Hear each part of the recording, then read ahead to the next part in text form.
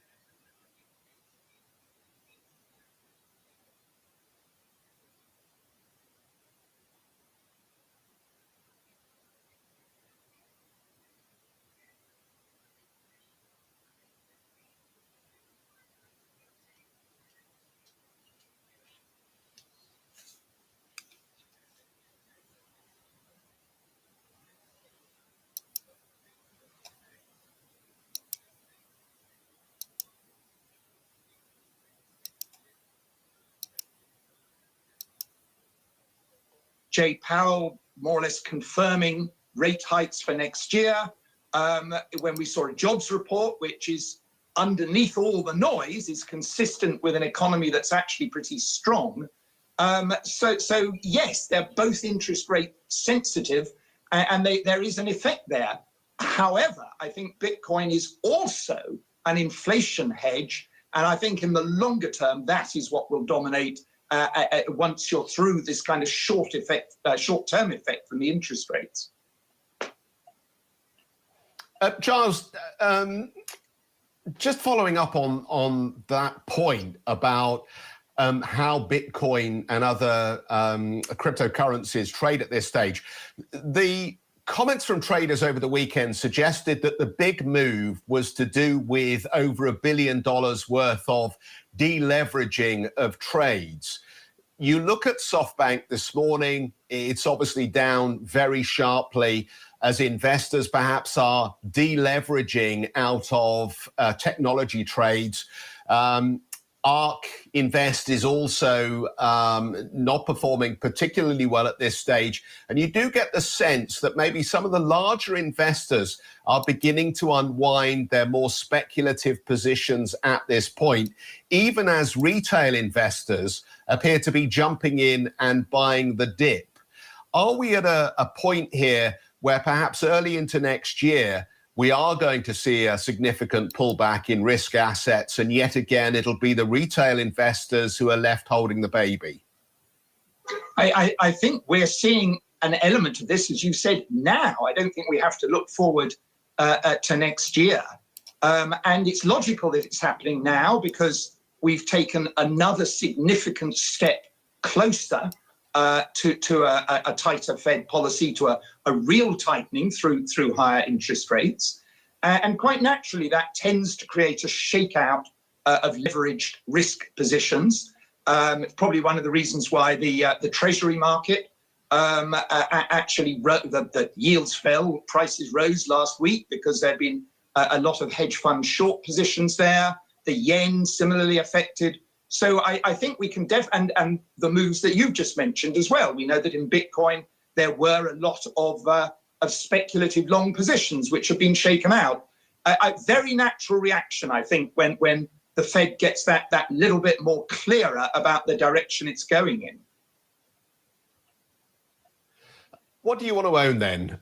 Stepping away from cryptocurrencies, obviously, because given who you're working for at the moment, I guess there is a vested interest. But if we look across other asset classes at the moment, where can I get some protection? I think it's fascinating that the market seems to be centered on large cap US at the moment as a way of trying to get both inflation protection and defensiveness. Does that make sense to you at this point? If not, where else would you go? I mean, as a very short-term trade, that does make sense for the very reason you've said. Look at all the uncertainty around the case with Omicron, with geopolitical worries in Ukraine, all these uncertainties. You do want something the nearest you can get to a blue chip.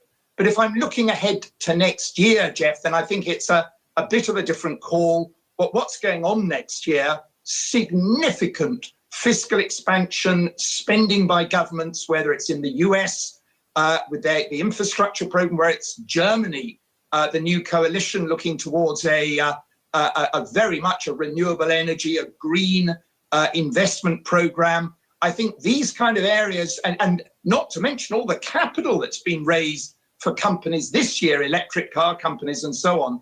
I think that all of this points the way where the investment spending is going next year. And I think you want to have companies that are going to benefit from that in your portfolio. Giles, always good to catch up. Thanks for joining us this morning. Giles Keating, director at Bitcoin Swiss. Moving on, the head of the European Space Agency is taking aim at Elon Musk's space ambitions. In an interview with the Financial Times, newly appointed Director General of ESA, or the ESA, Josef Aschbacher, has warned that Europe's eagerness to help Musk expand his Starlink satellite service risks slowing the region's own commercial space objectives. Earlier this year, Musk said his private rocket company, SpaceX, was prepared to spend up to $30 billion to expand Starlink. For more on the Elon Musk story and his strong views on hydrogen, check out CNBC.com, where we have a full write-up on that story. Still to come on the program, Germany's government looks at vaccine mandates. We'll bring you the latest COVID-19 news from the continent when we come back.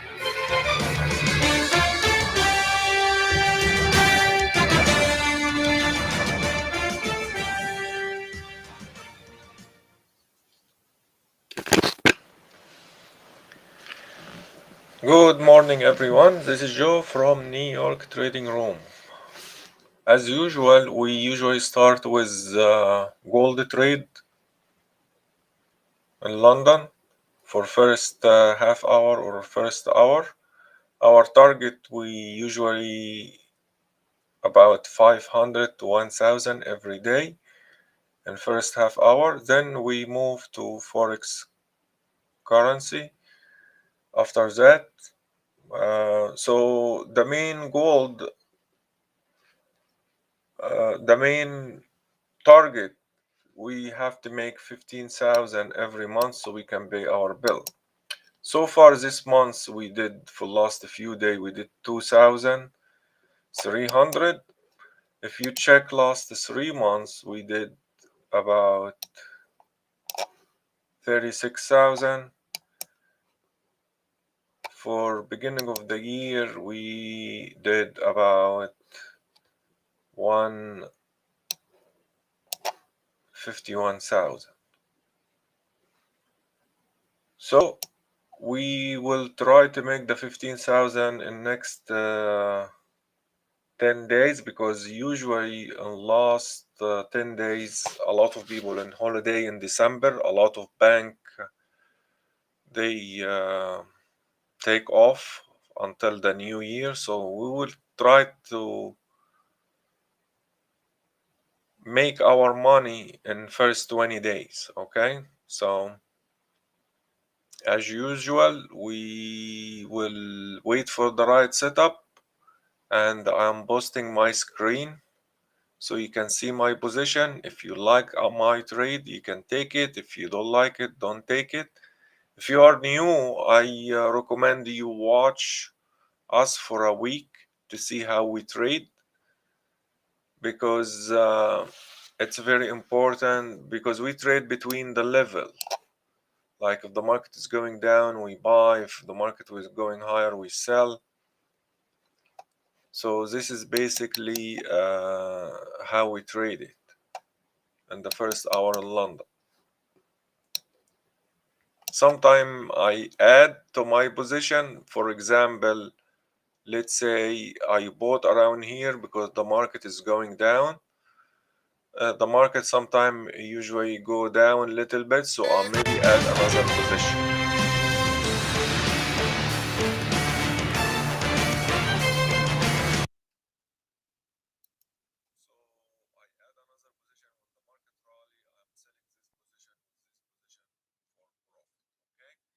So I will be quiet because I'd like to focus, and I'll be glad to take your question later. All right. Introduced on Friday to curb the spread of the virus, including mandatory face coverings for most primary school children. Belgians must now show a COVID-19 pass in order to access bars and restaurants. Cases of the Omicron variant, though, have been confirmed in at least 38 countries. This, according to the WHO on Friday, but with no fatalities reported as of yet. Now, European nations saw cases of the new variant surge over the weekend, most in the UK, Denmark, and France, with authorities reporting Omicron cases tripling in just 48 hours. Measures have varied across the continent, from lockdowns in Austria and the Netherlands to tighter rules in the United Kingdom. Jeff. Well, there were howls of protest in the media over the weekend from the travel industry, as we've now got updated travel rules in the UK. Travellers to the country will once again be required to take a COVID test before departure as of 5 a.m. Central European time tomorrow morning. Previously, travellers had only been required to self-isolate within 2 days of arrival until they tested negative. But Health Secretary Sajid Javid has sought to allay fears the government would introduce another lockdown this Christmas and said people, quote, should make plans as usual. Germany's new coalition government plans to make COVID-19 vaccinations mandatory for some jobs, including those in medical practices, beginning in March. This, according to draft legislation seen by Reuters. The Social Democrats, Greens and Free Democrats are set to form the new government on Wednesday and are likely to present the vaccine mandate in the coming week. Acting German Chancellor Angela Merkel warned there is only one way out of the pandemic. Lassen Sie sich impfen.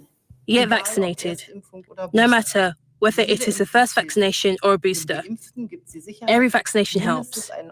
It gives the vaccinated person security, at least excellent protection against the severe course of the disease. And the highest possible vaccination rate helps us all as a country put the pandemic behind us. Once again, I would like to thank those who are being reasonable and understanding in this difficult time, who are playing by the rules. Out of self-protection, as much as out of care of others. They make up the vast majority in our country. They show every day the civic spirit that is so wonderful about our country, and without which no chancellor and no government can achieve anything. Well, let's get out to Annetta for more. Annetta, we're talking about this new coalition and a vaccine mandate.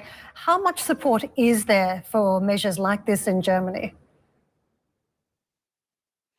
The majority of Germans is actually in favor of mandatory vaccination because clearly it's still a minority here in Germany who is anti-vax, especially in the east of Germany, but also in Bavaria.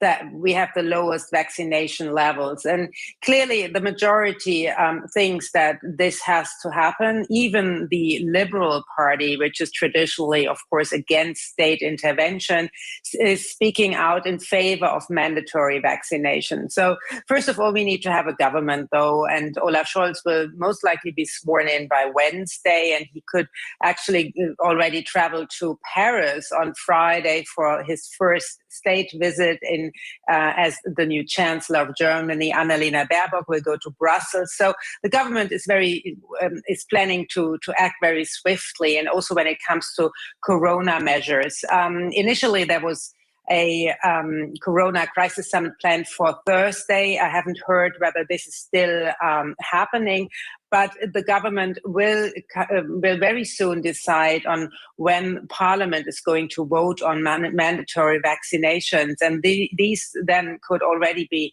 effective potentially by February. So I guess what we are seeing, of course, is a radicalization of the protest of the anti-vax campaign, especially in Saxony, not so much in the west of Germany. But the first prime ministers are already saying that if we are not reaching a 90% vaccination level across the country, we'll be in a vicious Corona circle as well next year. So I guess this is what's going to happen.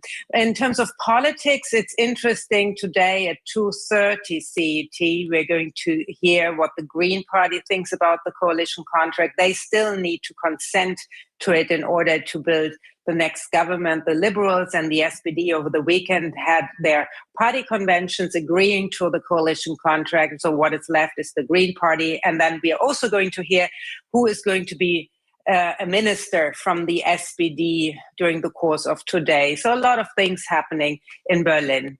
Back over to you. Thank you very much for that, Netta. Plenty coming up on the show. We're going to take a quick look at how futures are setting up for the trade today. Monday's session is looking strong so far, particularly for the German market, which may need to play catch-up after a weaker performance versus the other European markets last week. Be right back.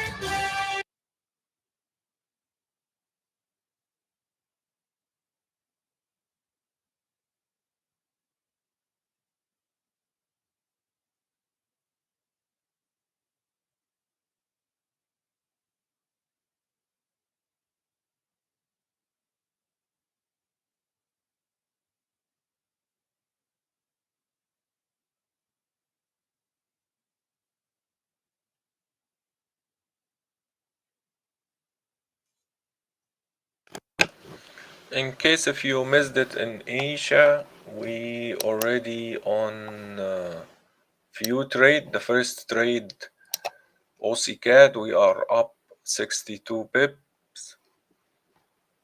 Also, we are in CAD franc, we are up 15 pips. And the euro dollar short, we are up 57 pips.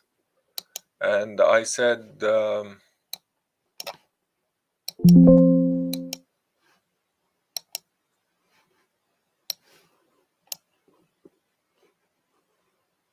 I'm looking for few trade. You can watch, if you missed it, you can go back and you watch it when you have time. Right now, I'm trying to focus on the gold trade, so we can make the next half hour like 500 or 1000, between 500 and 1000, like usual. Every day we trade the first hour in London. So be patient and be quiet, and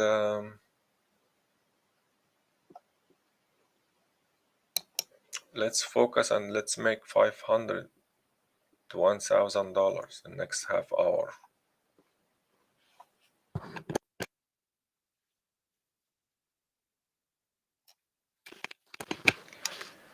Now I usually post our live gold trade live on first hour in London, and the rest of the day I post all my trade on the chat room.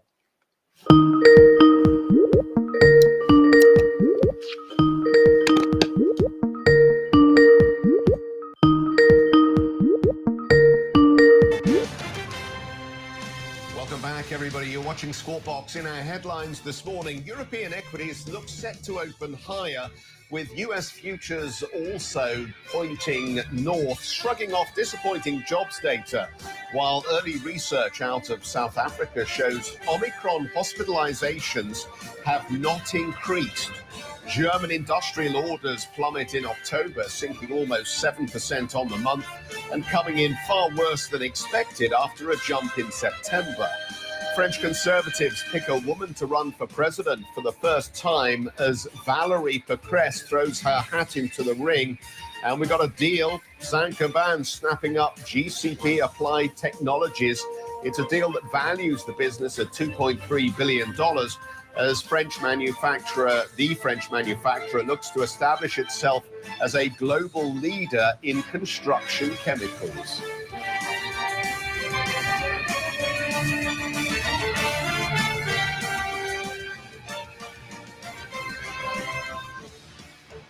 Well, Bitcoin took a bit of a bashing over the weekend, plunging as much as 20% at one point from Friday's close.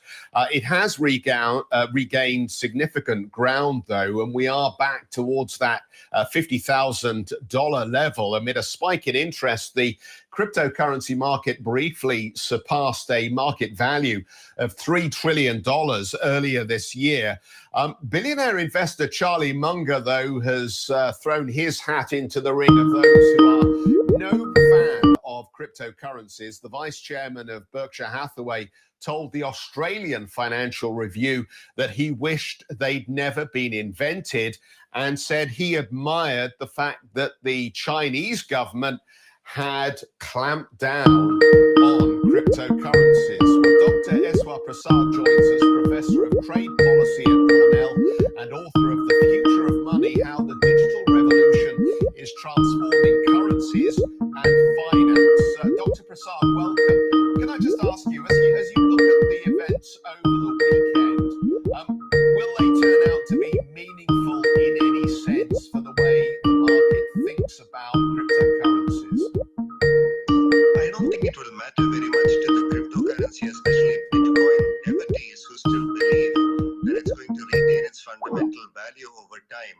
Now, certainly Bitcoin and decentralized cryptocurrencies of its ilk have shown that they're not very good at doing what they were supposed to do, which was to serve as mediums of exchange That won't happen if they have such unstable value. So instead, they have become pure speculative financial assets. And those who are betting on Bitcoin and other such cryptocurrencies as speculative assets are not going to be deterred by this sort of volatility because they at least see it going in only one direction, which is up. We have a very important event coming up this week. The CEOs of cryptocurrency businesses are to testify this Wednesday in a full Senate hearing. Could this be a pivotal moment for the future for these currencies? We know that there are plenty of officials like Gary Gensler at the SEC who are also very skeptical about legitimizing the full use of these cryptocurrencies in financial markets. Yeah, there is a question here about whether the government or regulators have a role to play if investors are willing to take a bet on something that is purely speculative, so long as they know the risks. And that, I think, is the key issue. Regulators are concerned about whether there is investor protection in place for what look like securities, although they're trying to pass off as unregulated cryptocurrencies. There are also concerns about spillovers into the broader financial system, which regulators are certainly very concerned about.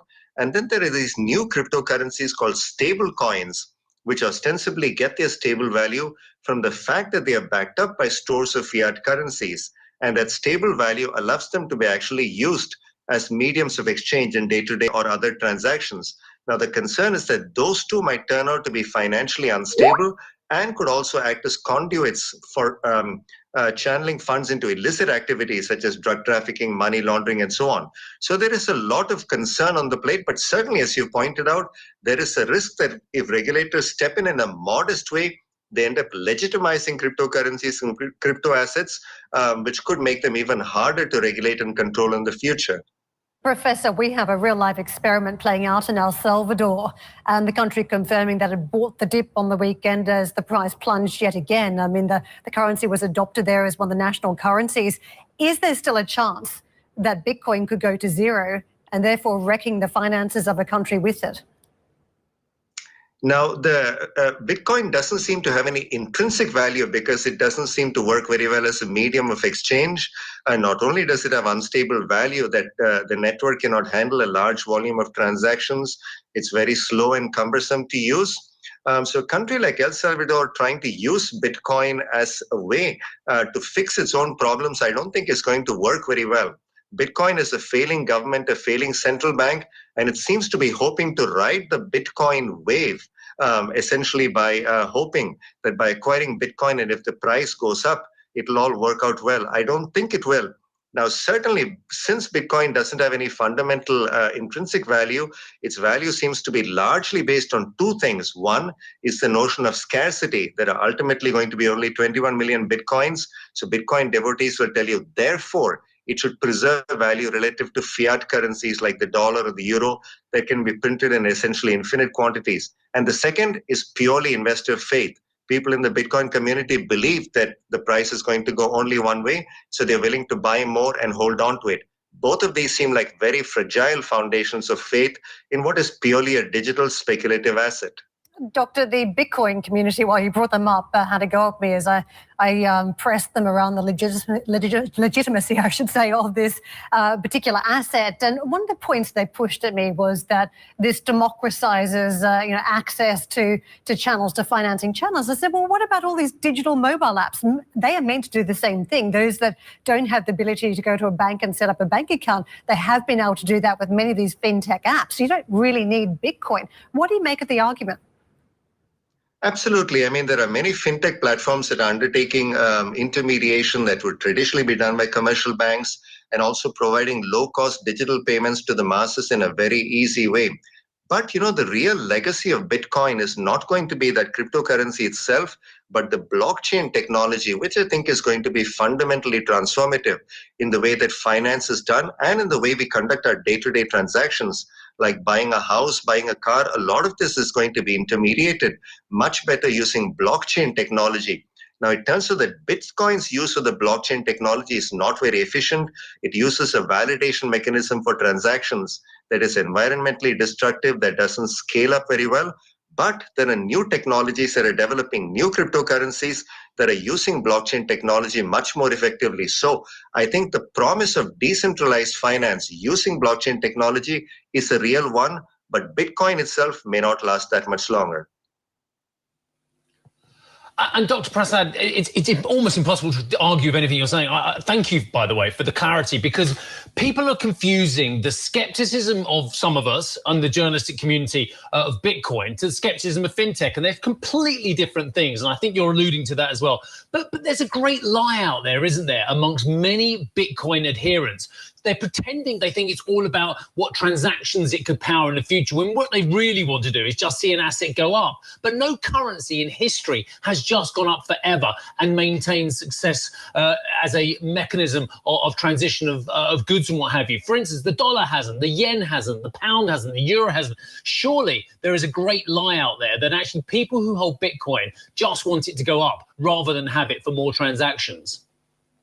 That's right. With any asset, the question is, where is the fundamental value proposition? And given that Bitcoin is not serving well as a medium of exchange, I don't think it's going to have any fundamental value other than whatever investors' faith leads it to have. But, you know, there is an interesting element of currency competition that it has set off. There are stable coins now that could, in principle, create more effective ways of transacting in basic ways. In addition, I think these cryptocurrencies have really lit a fire under central banks to start thinking about issuing digital versions of their own currencies. And that could be good in many ways in terms of providing an additional payment option, a low-cost payment option that everybody has access to, increasing financial inclusion, and potentially also increasing financial stability. So again, much as we might not like Bitcoin, I think it has really set off a revolution that ultimately might benefit all of us either directly or indirectly. And that is absolutely, again, a fascinating point. But chapter 9 of your book, and I alludes to that there, central banks run the gauntlet as well. Will the central banks allow independent competition, or will it be central banks that monopolize the use of digital currency? So as an economist, I think competition is a good thing. And what I think we're going to see is a bifurcation of the roles of money, which now serves as a medium of exchange, a store of value and so forth. But one can think about more efficient ways of using even central bank money, say using fintech technologies or using stable coins and other cryptocurrencies that derive their value from being backed up by fiat currencies issued by central banks. But my view is that central bank currencies are going to remain dominant as stores of value. So I think we will see this bifurcation, but there is also a lot of interesting competition potentially coming on the international dimension. If you think about a digital version of the Chinese yuan or the US dollar being easily available around the world, or even a currency such as a stable coin issued by a corporation such as Facebook or Amazon that has worldwide reach, one can very well see those posing a real challenge to the currencies of smaller countries or countries that do not have credible currencies or central banks. So there is a lot of reshaping of the international monetary system ahead. So it sounds a brilliant book, and I'm definitely going to try and read that over the holiday period as well. But thank you very much indeed for your amazing contribution to the show today. Dr. XAUUSD Prasad, who is a professor of trade policy at Cornell, the author of The Future of Money, How the Digital Revolution is Transforming Currencies and Finance. Thank you, sir. So the French presidential election race is heating up. I'll be honest before we know it, just over 4 months to go until voters choose their next leader. Now, over the weekend, the country's Conservative Party, Les Républicains, backed the centre-right candidate Valérie Pécresse to take on the incumbent President Emmanuel Macron, who has still not officially declared his candidacy. Also on Sunday, the far-right presidential hopeful Eric Zemmour held his first campaign rally, promising a turnover in politics if he wins in April. Charlotte, it may be April that we're looking forward to, and especially the 24th with the second round. But my goodness me, things are hotting up already. Yes, and it's the first round that's still looking very uncertain. There was this weekend surprise when Les Républicains picked Valérie Pécresse to represent them. That was a big surprise because the two favorites, Xavier Bertrand and Michel Barnier, were kicked out in the first round of that primary, and then Valérie Pécresse was chosen to lead that party, the 50-year-old, the first woman to represent Les Républicains. Since first, there would be 3 women representing some of the main parties in this presidential election. She's a political insider, Valérie Pécresse. She was close to Jacques Chirac. She's been a budget minister under Nicolas Sarkozy, and currently she's president of the Île-de-France region, which is the Paris region. So she left the party actually in 2019 because she wasn't happy with the line of the party, and believe it or not, just less than 2 years after, she's their leader to represent them in the election. Now, the question, can she go to the second round? At the moment, she's polling just at around 10% in the first round, but she's expected to get a bit of a bump after her victory. Now she's hitting the road straight away today to visit some of the regions to beef up her electoral vote. But her challenge would be to get this whole right-wing vote together from the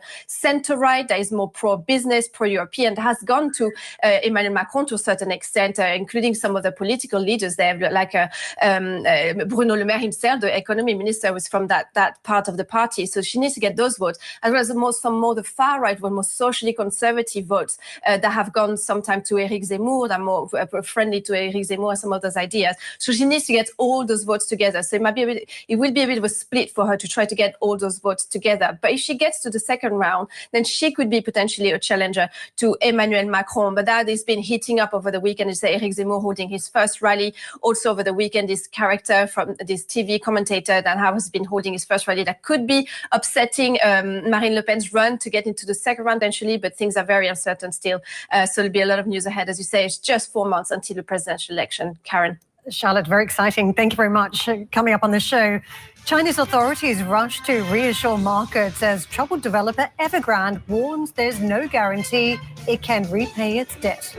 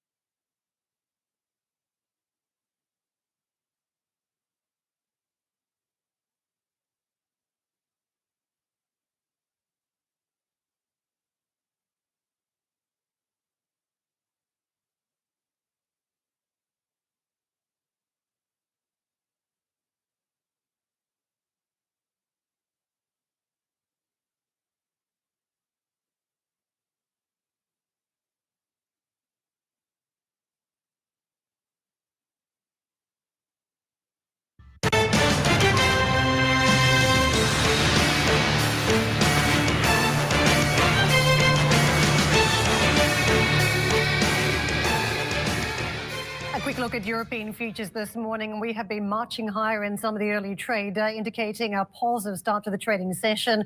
These markets here in Europe have been a little bit more resilient than stateside amid concerns about this variant. And you can see the DAX 1.1% higher. It is one of the stronger ones, but it was one of the weaker markets here in Europe last week, in contrast to the gains we saw on the FTSE and the CAC in France. So it may be a catch-up morning for that market. Let's take you to some big corporate news as we get set up for traders. Saint-Gobain has announced it will buy US-listed GCP Applied Technologies in a deal that values the firm at around $2.3 billion. The French company said it expects to see $85 million worth of synergies after the deal. GCP sells chemicals, materials, and sealants along with coatings, or sealants rather, along with coatings, I should say. Telecom Italia's largest shareholder, Vivendi, has told Reuters it is open to the possibility of the Italian government taking over the telco's fixed line network. Vivendi had been reluctant to consider a state-controlled solution. Vivendi and other investors are in the middle of weighing private equity group KKR's €33 billion offer, including debt, to take Telecom Italia private. And US media group Discovery is in talks to launch a joint venture with the UK's BT, creating a powerful sports broadcaster owning the rights to both the UEFA Champions League and the Olympics. The partnership, if successful, would end BT's plans to sell to DAZN for €600 million. A source for the Financial Times expects the decision between the two will be made by the end of this year. And Deutsche Post CEO Frank Appel has reportedly been tapped to become the next supervisory board chairman of Deutsche Telekom. The German newspaper Handelsblatt reported that Appel could be proposed for election in April. The Deutsche Post boss would replace the outgoing chairman Ulrich Lehner, ending his 13-year-long tenure as the head of the supervisory board, and all at a time as telecoms certainly become more interesting, and we are seeing lots of deal making elsewhere across the board in Germany. Jeff. Yeah, let's talk about Alibaba. The company has announced an overhaul of its global e-commerce business and replaced its long-serving CFO. The Chinese tech company will separate its international and domestic e-commerce units under new leadership as it struggles with slowing revenue growth. The management changes are the most significant since the company was hit with a record $2.8 billion antitrust fine by Beijing earlier this year. And SoftBank shares are trading at their lowest level in 15 months amid declines in some of the firm's key investments.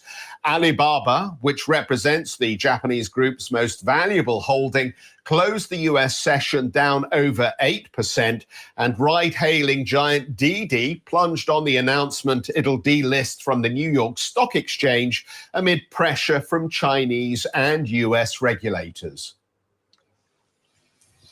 Well, meanwhile, Evergrande shares are trading at an 11-year low after the troubled Chinese property developer warned it cannot promise it will be able to make further debt payments. Ahead of yet another deadline today, the group's chairman was summoned to a meeting with authorities in Guangdong, who later said they would send representatives to oversee risk management and operations at the firm. That was followed by a series of statements from the Chinese central bank and key regulators attempting to reassure the market that the property sector risks could be contained. This is a fast-moving but slow-burning story, isn't it, Karen and Jeff? We know the situation here, and it's not just the risks about Evergrande that anybody really, in terms of the international audience, cares about. It's the questions about the rest of the property developers in this sector. It's a question about what this means for finances, for the municipalities, of course, with the enormous revenue that they were getting on a regular basis from the developers as well, and what it means for broader Chinese growth. I think it's the bigger ramifications in China. That's what's got everyone slightly worried, rather than the destiny of Evergrande itself. Yeah, I think there's one question that all investors have to ask. Do you believe the Chinese government can contain this crisis? This crisis was created by the government clamping down on lending in the property sector. As a result of what they've seen happen so far, they've asked the banks to make terms easier for first-time lenders. So in a way, they are doing a handbrake turn on credit policies in the domestic housing market. Do you think they can contain the crisis? If you think, yes, they can put a sticking plaster over what is happening with Evergrande, then still investable. If not, then this is one probably you should still stay well clear of, Karen. Yeah, just fascinated to see. We were talking about lots of liquidity coming back into these property developers the other week, and it seems as though those property magnates were called on to tap into their own wealth to try and support the industry, which is quite separate to Western economies, where we talk about problems in a company but very limited liability for some of the founders and CEOs and owners of some of the assets. They sort of step away, in some ways let market forces step in, but very different situation as we talk about in China. And I wonder whether there are links here as we talk about severing ties in capital markets to the States with technology companies, about how this market will function in future, the reliance on some of the wealthy players in that market. I'm going to take you to some of the early action we're seeing, and it's positive on futures ahead of the market open shortly. We'll be right back with the numbers.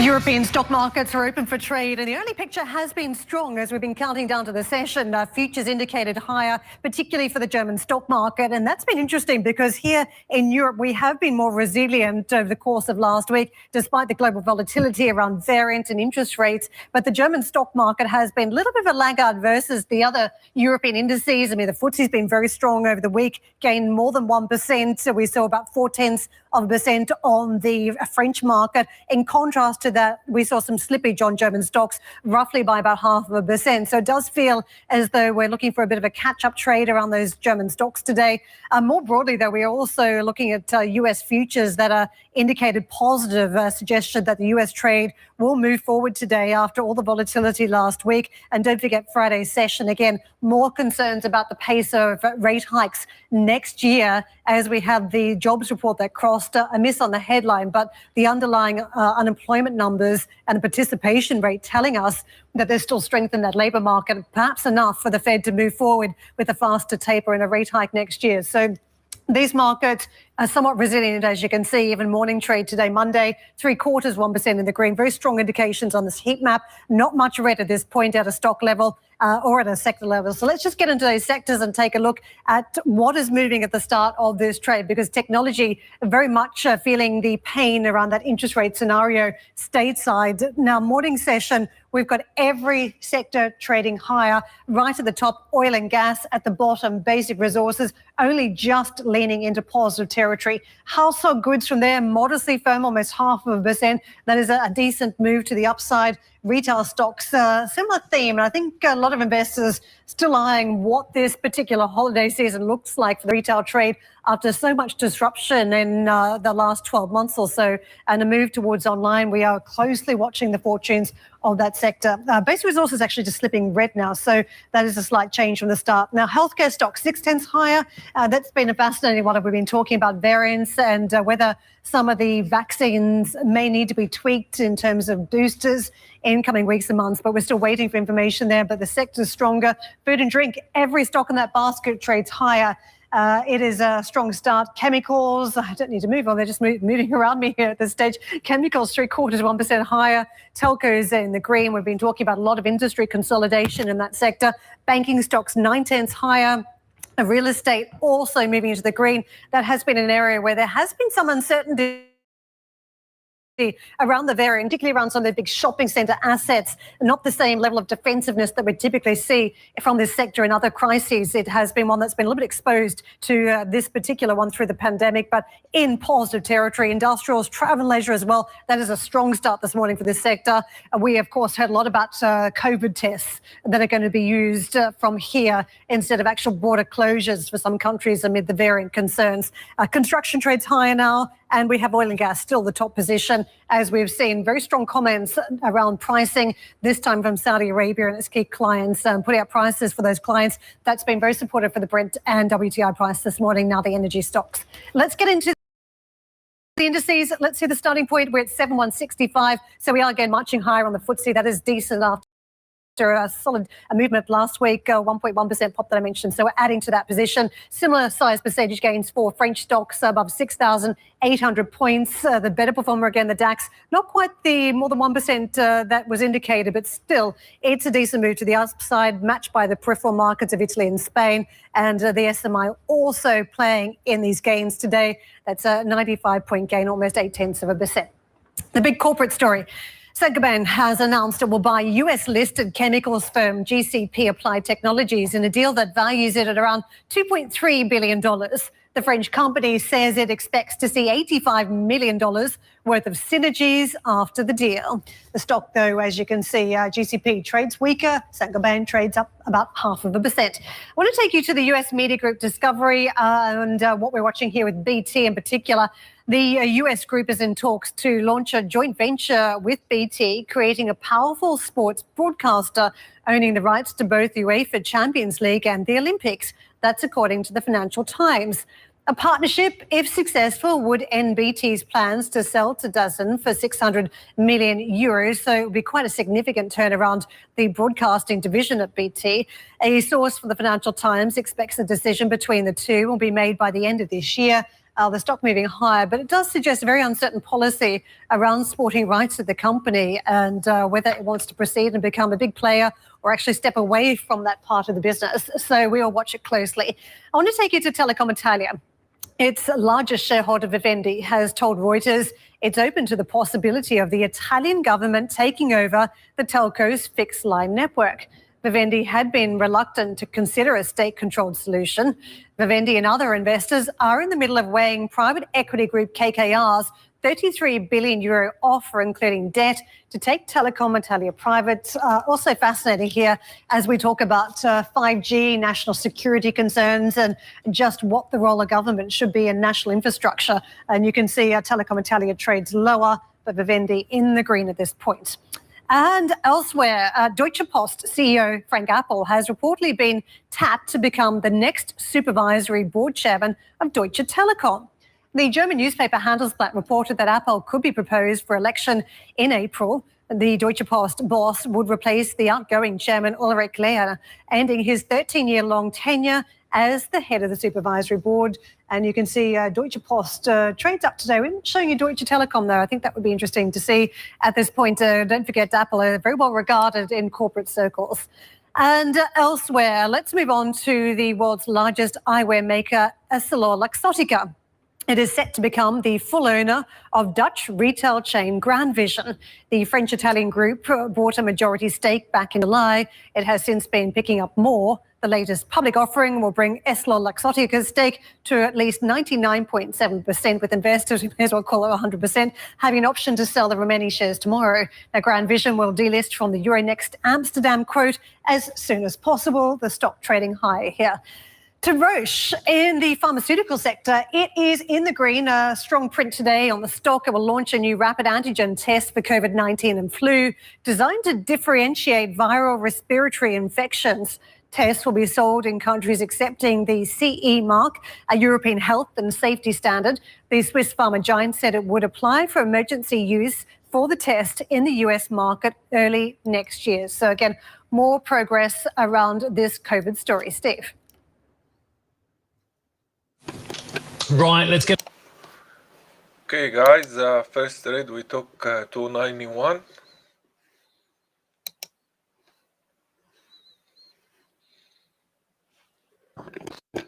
Investors should not act hastily on the new variant as well. What should they be doing to not act hastily? I.e., should they be picking up at these levels, or should they just be holding off because of the concerns about Omicron? I think there are some opportunities to pick up some attractive stocks, or maybe in the lower risk credit segment, as markets are kind of acting, at least over the last 1-2 weeks, a bit negatively around the new Omicron variant. But I think when we look at the economic data, in particular out of the US last week, I know we had a little bit of a miss on the payrolls, but if we look at the ISM services, they're basically suggesting at a 69 print that the US economy is running at its fastest pace on record here. When we look at the ISM service sector, if we look at the manufacturing on top, or the unemployment rate, we really have the world's largest economy growing very strongly. And the areas that we're looking to pick up some value certainly around sectors such as energy. When it comes to countries, it's Europe or Japan, where we have not only kind of recovery into 2022 from the pandemic, but at the same time, central banks, the European Central Bank, the Bank of Japan, that are staying very easy, which is a bit of a different story from what we're seeing from the Fed these days. Mark, where is the lower risk credit segment that you referred to in the early part of your answer?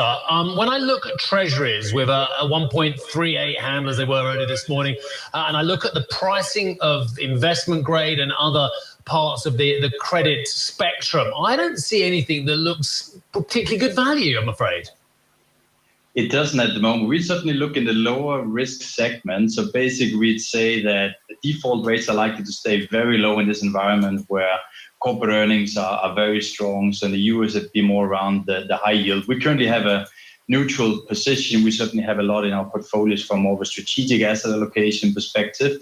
But if we were to see spreads widen, say another 100 basis points towards 450 basis points, I think we are looking at a risk case of Omicron, obviously, which is one where we have not only high transmissibility, but also high severity, high vaccine evasion. But even in that kind of case, we think that it would be a quote-unquote speed bump in terms of the economic recovery that would be temporary, maybe lasting 6 to 9 months in the US, and which wouldn't really derail or see a significant pickup in default. So we're sort of waiting for markets to see what they're doing. This morning, things are obviously opening up more on the positive. But if we were to see kind of a more spillover, not only into equity, but also credit markets, we think there would be value, particularly in some of the developed market credits, potentially also in emerging markets. But there we would wait to see how exactly the virus variant of Omicron plays out there.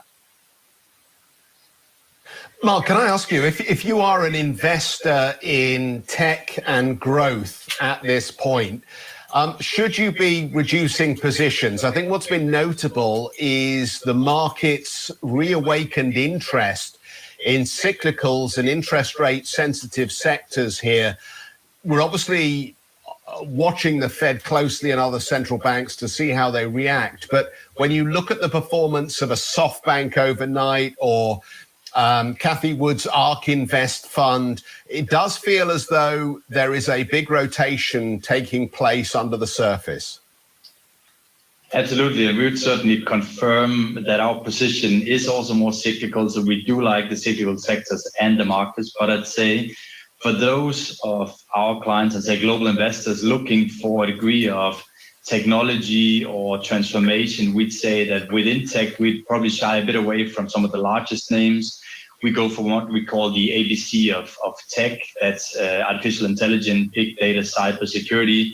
That's some of the main themes that we like that come more in the small and mid-sized company, if not privately traded.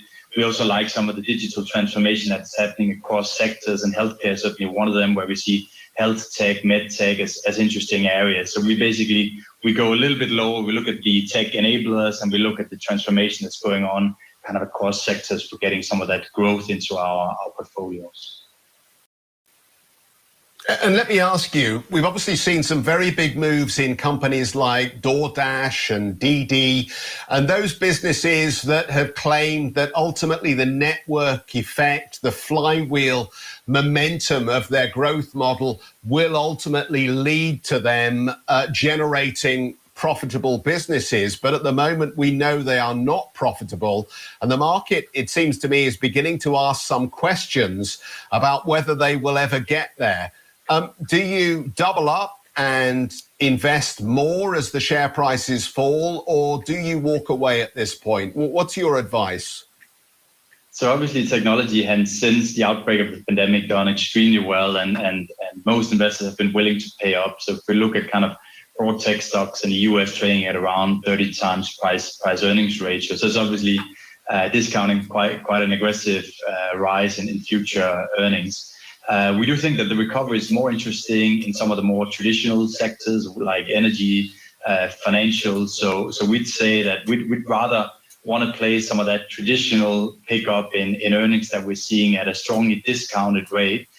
In particular, if we look at the equity risk premium for some of these sectors, or more call them kind of cyclical, even countries like Europe or Japan, I think that's where we really find the value. So we wouldn't want to go dipping too much into the say more traditional tech at this point in time, but keep it again around this ABC of tech that I mentioned before, health tech or the cyclical sectors. Mark, as you talk about energy, that puts the UK back in contention, market that has a lot of energy stocks. What do you make of the outperformance we've witnessed over the course of last week from some of these European indices in contrast to very choppy trade stateside? We think that could continue, and I think you're right to say obviously a market like the European market has a lot less technology than the US.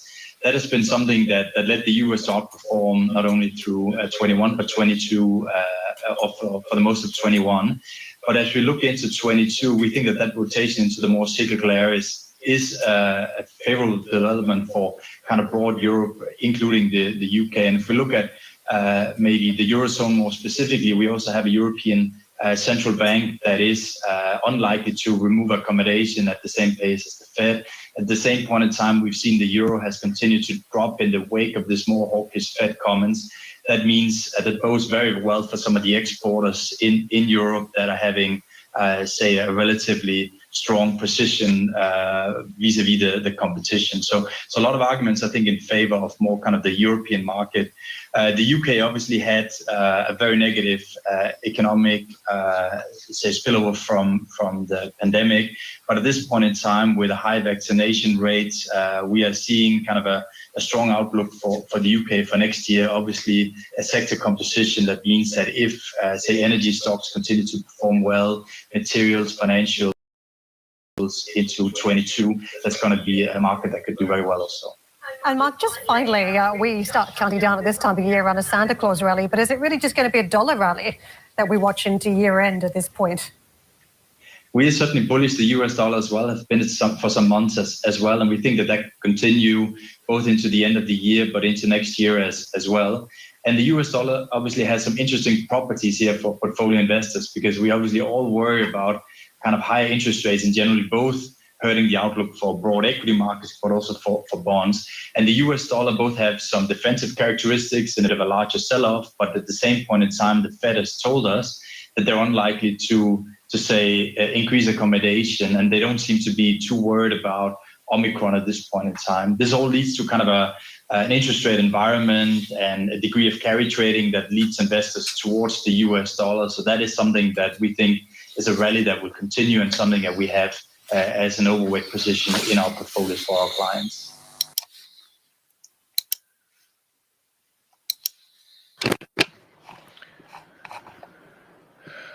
All right, guys, we did 291 and 501, so we did 791 so far today.